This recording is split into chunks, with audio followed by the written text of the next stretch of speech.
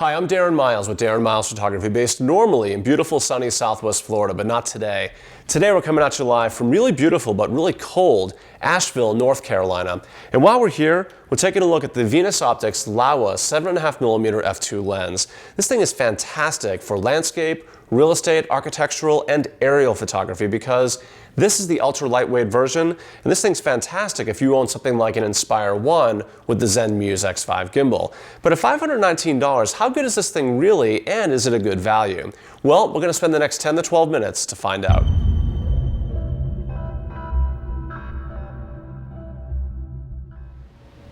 Well, we're back in from the cold in Asheville and are actually filming down here in Southwest Florida because truthfully it was too cold up there to film because it was like 11 degrees and the wind was howling. So we shot a lot of pictures, a lot of video, and a lot of time lapses up there that we will incorporate into this video, and the rest we're going to shoot down here in the sunny, warm confines of Southwest Florida. So with that out of the way, first up is build. And right off the bat, this thing's a really pleasant surprise, especially for something so compact and lightweight and relatively inexpensive. Laowa makes two versions of this lens, the standard one and the lightweight version that I'm using right here. This is the lightweight version, which comes in at a paltry 5.29 ounces or 150 grams. That's really lightweight for something that's this wide. The lightweight version is specifically designed for aerial use, and as a recent FAA UAS license holder, I was very interested in purchasing a lens that I could attach to my Zenmuse X5 camera on my Inspire 1 drone from DJI. I have several Olympus lenses that work really well on the X5, but I wanted to go wider than 12mm, and I needed something lightweight to attach to my Zenmuse camera gimbal. Well, as luck would have it, the Laowa 7.5mm was brought to my attention, and I didn't hesitate. I knew I needed to have one because I can't stick either the Panasonic or the Olympus 7 to 14mm on the Zenmuse because they're way too heavy. Now, I'm sure there's a hack out there that will allow me to make that work, but straight out of the box, this is the widest lens that I'm aware of that'll work with the Zenmuse X5 aerial gimbal. Now, as mentioned, Laowa produces two versions of this lens, and one of them, this one, is 20 grams lighter than the standard version. And by the way, it's much better for aerial videographers than it is for aerial photographers, and I'll explain why here in just a moment. Actually, let me go ahead and explain this right now. For some reason, when you utilize the Laowa 7.5mm on the Zenmuse X5 gimbal on an Inspire 1, when you go to import the picture, and I go on the develop module here, for some reason, it says that the file appears to be unsupported or damaged. I don't know why. Maybe DJI needs to do a firmware update that allows us to take pictures with dead lenses, but for whatever reason the data isn't carrying over. So you really can't take pictures with an Inspire 1 and an X5. I don't know if this is the case with the Inspire 2 and the X5 and a dead manual focus lens like this. What you can do is there's a bit of a workaround. You can load your video, and as you may or may not know, a 4K video, if you pull a frame out of a 4K video, that'll give us an 8 megapixel still, which is probably good enough for most photographers out there. So what I did is I just did a capture frame in Lightroom, and now I'm pulling out that picture, and then I can develop this, and I can develop it like it's, there we go, like it's a regular picture. You click on the auto button, for example, to give you a good starting point. There we go. And then we can adjust accordingly from there. Adjust our blacks, bring down our exposure, maybe we want to sharpen it. Actually a pretty decent dynamic range. Maybe we want to put some clarity in there, sharpen it, maybe adjust my verticals here, etc. So as you can see, you do have the option of pulling a frame out of a video if you're going to use this lens for aerial photography. But in spite of the lighter weight, this lens feels really substantial, and it's built way better than you might expect for something that is this small and this compact. For starters, it's a manual focus lens and a manual aperture lens. The focus ring is velvety smooth with a fair amount of resistance. Truthfully, it's a little bit too resistant for my taste, but it still oozes with quality just the same. The aperture ring clicks into place with each setting, so you know when you've hit the next stop on the ring, which is really nice for photographers. Videographers, on the other hand, might have an issue with a clickable aperture ring because the sound of it clicking into place may get picked up by some of your audio equipment. Now on the inside, it's a surprisingly complicated formula of 13 elements arranged in 9 grooves. And included in that formula is something called frog eye coating. on the front element to repel water and dust. Though even with that, I can't find any specific reference outside of that which speaks to dust and or weather sealing. The aperture ranges from f2, which is really bright, all the way to f22, which is really dark. And speaking of the aperture, the diaphragm has 7 aperture blades for decent, though unremarkable bokeh rendering. Now, if you've seen my other wide-angle lens reviews in the past, notable bokeh rendering and wide aperture, wide-angle glass really go hand in hand because, in general, with wide-angle lenses, the bulk of the scene is going to be rendered in focus. So even at f2 on a micro four thirds camera, unless the subject is like right in front of the lens at the minimum focus distance, and even then, wide-angle lenses were never really designed to dazzle you with their bokeh abilities. By the way, the minimum focus distance on this thing is only 4.72 inches or 12 centimeters, which gives the Laowa some value as a macro lens. Now, unlike the bulk of micro four thirds ultra-wides, this one actually doesn't have a bulbous front element, which means you can attach filters to the front element of this thing, as the lens filter thread is a relatively common 46 millimeters. And that's huge if you shoot landscapes. Now, one of the characteristics worth mentioning is the rectilinear nature of this lens, meaning that vertical lines should render vertically and not bowed like many other wide-angle lenses. So all in, we have a well-built rectilinear lens that's capable of wide-angle landscape photography, real estate photography, and the headline, at least as far as I'm concerned, is the ability to put this lens on an aerial gimbal for some fascinating wide-angle aerial footage. So for build, it's built to a much higher standard than for something else at this relatively low price point. Again, there's no focus motor, and the aperture ring needs to click into place manually. And unfortunately, it's not weather sealed outside of that frog eye coating. But apart from that, it still feels or still built really, really well. And as such, for build, the Laowa gets a 9 out of 10.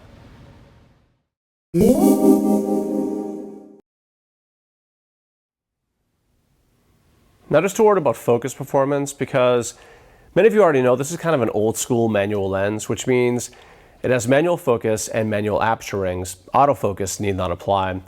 The focus and aperture rings themselves are actually pretty smooth, and the aperture ring clicks with each movement on the f-stop scale. Now, several other reviewers have mentioned something about the infinity focus being slightly off, but truthfully that hasn't been the case with my copy, and because it's so wide, even on a micro four thirds camera, most of the time you're going to be setting the focus either at or close to infinity anyway, and everything's pretty much going to be in focus, again, even at f2.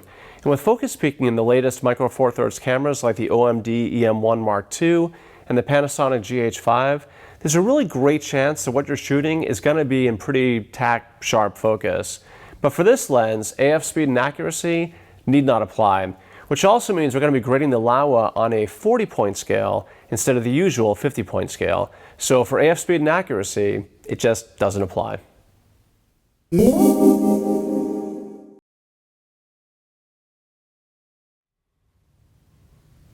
So next up is optical quality and the quality of the results.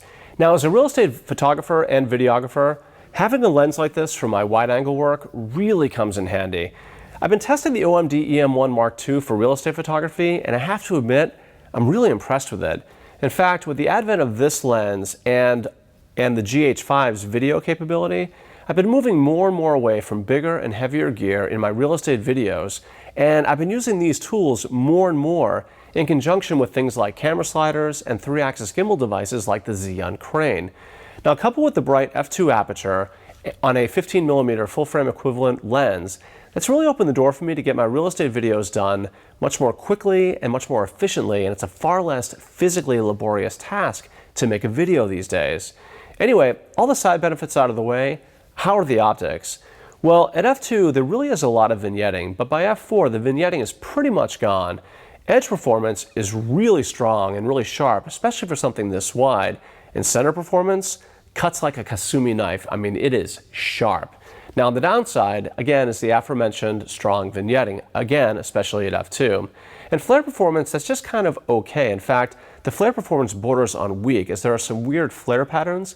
So be aware that if you find yourself shooting into the sun or shooting in bright, sunny conditions, flare performance can in fact ruin your photo or your video. But, as with all my reviews, don't take my word for it, see for yourself. The next 2 to 3 minutes will be a series of stills and video clips taken with the Laowa 7.5mm f2 lens. And if you shoot real estate, or if you shoot real estate videography or aerial videography, you definitely want to look into this lens.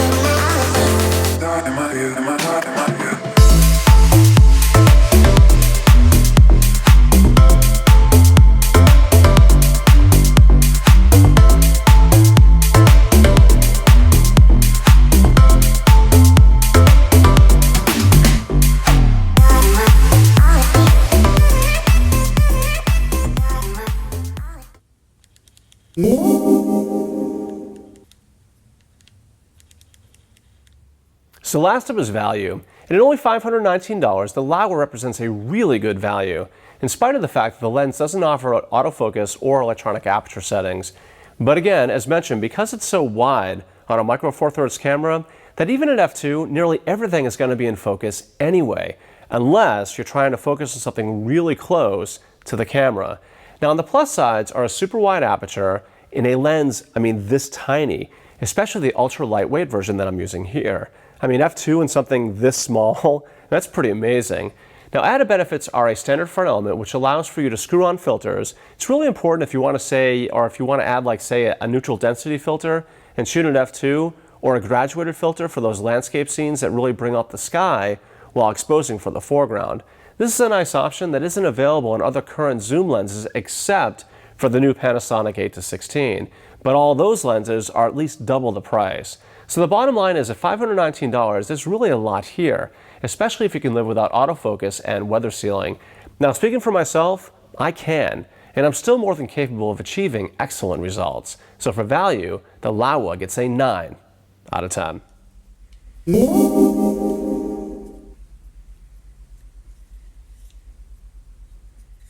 So to wrap up this review, we gave the Venus Optics Laowa Compact Dreamer lightweight 7.5mm f2 lens a 35.5 out of 40 and our recommended rating. The final word. More often than not, wide-angle lenses tend to suffer from some inherent issues, specifically weak edge performance, distortion, vignetting, and bad flare performance. Well, I'm pleased to report that the Laowa does a really great job with distortion control and edge performance.